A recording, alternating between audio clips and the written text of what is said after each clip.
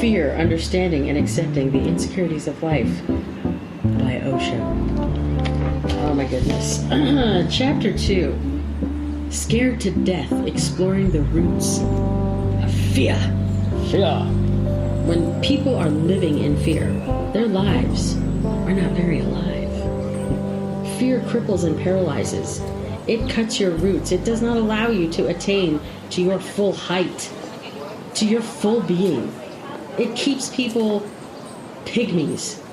Spiritual pygmies. Spiritual pygmies.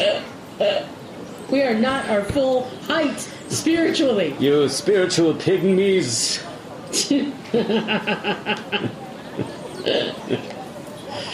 Oh God, there's so many directions I can go with this. We good. This is rich. Yeah. To grow your destiny needs great courage. It needs fearlessness. Now I can get behind that. Yeah. Mm-hmm. And fearlessness is the most religious quality. I thought he was against religion.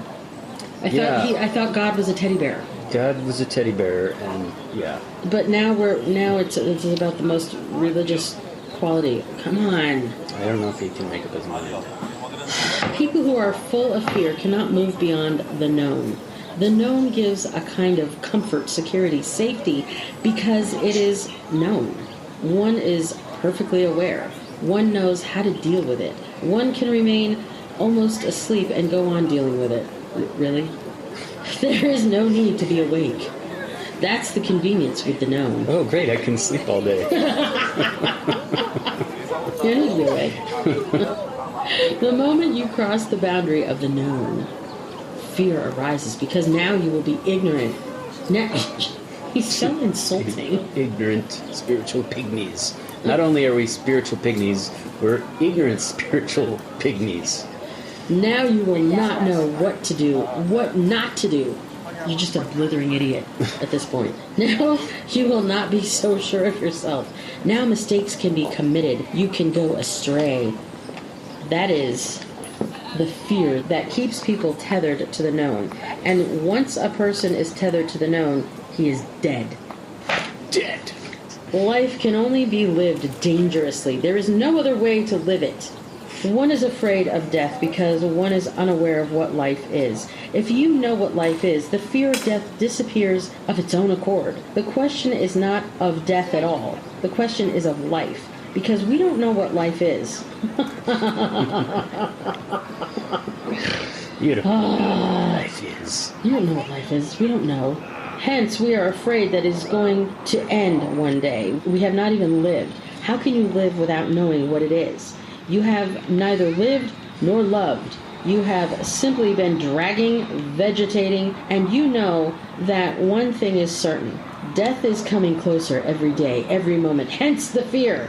The fear is natural because death will close the door forever. Without ever knowing what life was, you will be taken away. You were given an opportunity, a great opportunity, and you missed it. You blew it. You fucking blew it. You know nothing. You know nothing of life. You ignorant, nothing, ignorant spiritual pygmy.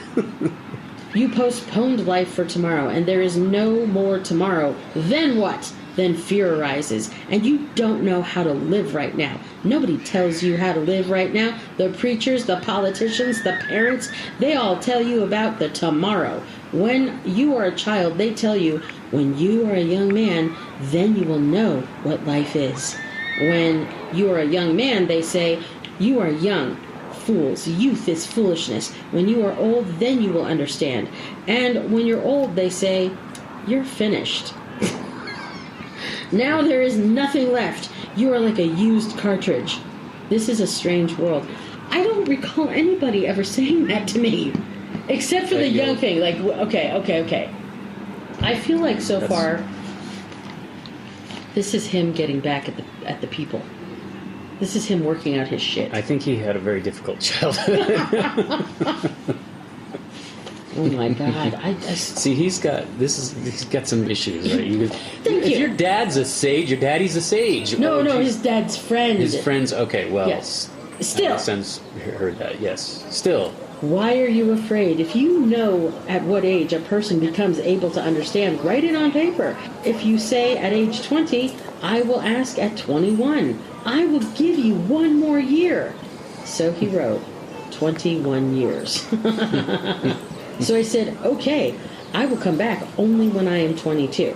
He must have thought at least the problem is solved for the time being. Who knows? After he is 22, I must have been at that time near about 14. Exactly when I became 22, I went back, and I arrived with a crowd. I had gathered many people to come with me, and I said to him, this is your letter. Now answer! He said, a demanding little... Yeah, I could. He said, you are such a nuisance. Why have you brought all these people? I said, just to witness that you have been cheating me. And not only have you been cheating me, this has been going on all over the world. Every elderly person is cheating young people, telling them tomorrow, and then tomorrow never comes. Now I am 22 years old, and you have written 21 years on the paper. I have given you one more year, just in case I am not intelligent enough and have taken a little longer to grow up. But now I am not going to leave. I will stay here until all my questions are answered. I would tell this kid where to go.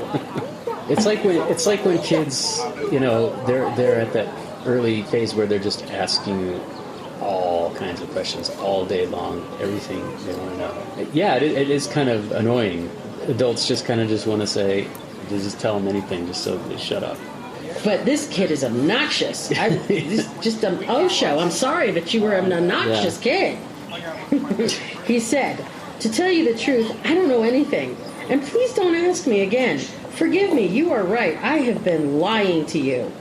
Why did you lie to a child? I asked him, how could you lie to a child who was asking out of such innocence, who trusted you and you deceived him? You don't know whether God exists or not, but you were telling me that God exists and that I would be able to understand later on. I knew that very moment that you didn't understand. You didn't know anything about God. You are just repeating like a parrot. Well, then if you felt like that, I'm sorry, I'm answering back to this guy. I hope he listens to this someday. If you felt like that at that age, then you shouldn't have been asking anybody anyway. You're lying too, because you obviously had some knowledge in your little brain that told you this guy was lying. So why are you pestering him and putting him on the spot in front of an entire village? To wait until you're, I don't remember if they said how old he was when he was asking at first. And then he waited until 22?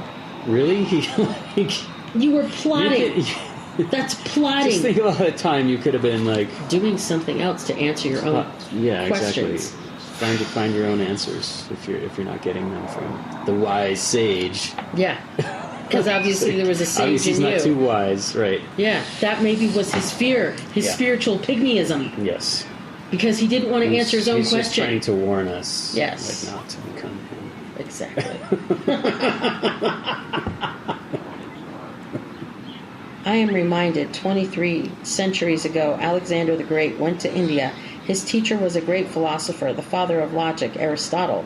And when he was leaving for India, Aristotle asked him, can you bring something back for me as a gift?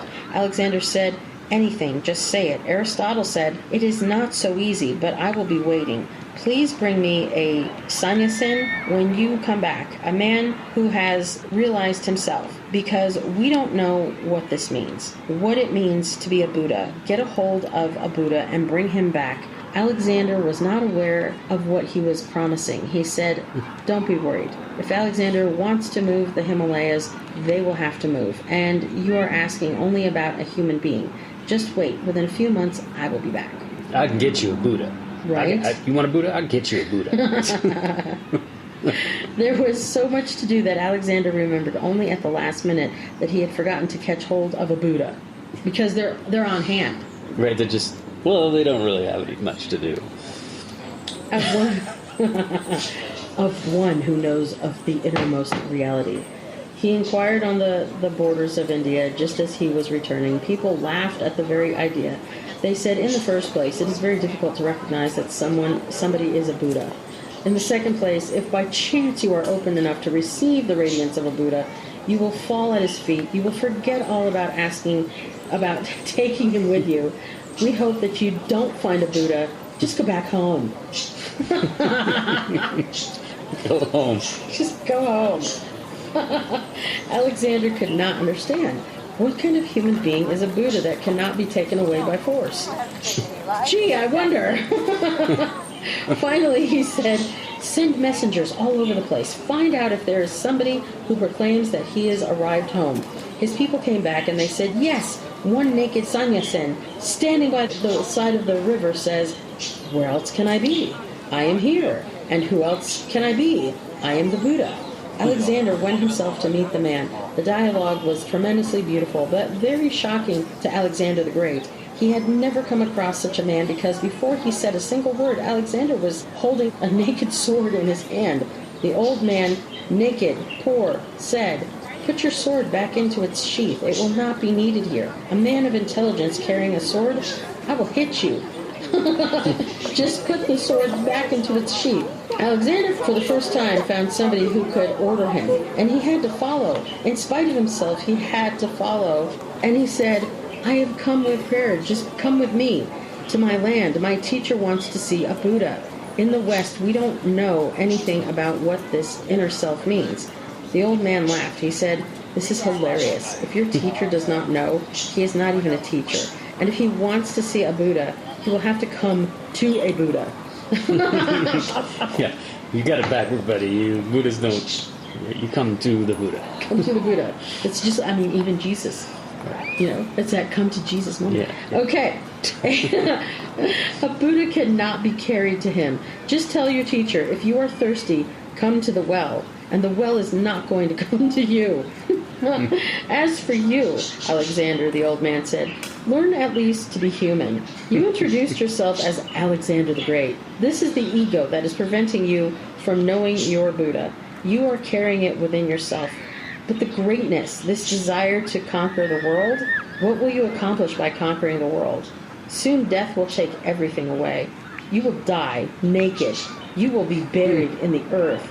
Nobody will even bother not to tread over you. And you will not be able to object. Keep away. I am Alexander the Great. Please drop this idea of greatness. And also remember that even the word Alexander is not your name. Alexander. Damn! Now that's a Buddha. Yeah. Alexander asked him, what do you mean it is not my name? Of course it is. The sannyasin said, nobody comes into the world with a name. All kinds of names are given, labels stuck upon you, and you become the label. You forget completely that you had come without any name, without any fame, and you will die in the same way. Now that is handing him his ace. Yeah. What he said. Yeah. Somebody needs to say that to somebody else in our world right now. Yeah. Yeah. You will die naked. Yeah, and alone in a box. And we will tread upon you and spit on your grave. Okay, I'm sorry. I went too far with that. Tell your teacher to come here to face the lion. If he has the capacity to move inward, only then can he know what it means to be a Buddha, what it means to be enlightened. Just by meeting somebody who is enlightened, you cannot understand it. It is just like when somebody else drinks water. It cannot quench your thirst. Woo! I'm going to read that again. Mm-hmm. Just by meeting somebody who is enlightened, you cannot understand it. It is just like when somebody else drinks water. It cannot quench your thirst. Okay, right there. I'm feeling it now. Right there, folks. Alexander touched the feet of the old man and said, I am sorry to disturb you. Perhaps we don't understand each other's language at all. And it is even today true. The Western mind and the Western educated mind have forgotten the language of mysticism of the East. You have to be a very conscious, very alert, that you don't misunderstand. A different world, a different climate which used to exist, which had made this world a beautiful, searching, and seeking pilgrimage. Now it is only a marketplace for purchasing arms and fighting and killing and wars. Who bothers about meditation? It seems to be a very faraway echo. It does not seem to be related with us in any way. But unless you are open to this faraway echo, you will not understand. You know what? I feel like so far that is the most enlightened passage in the book. And it is not his story. It is somebody else's.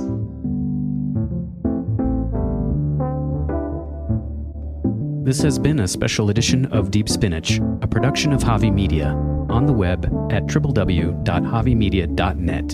For more information, send us a message via smoke signals. Thanks for listening.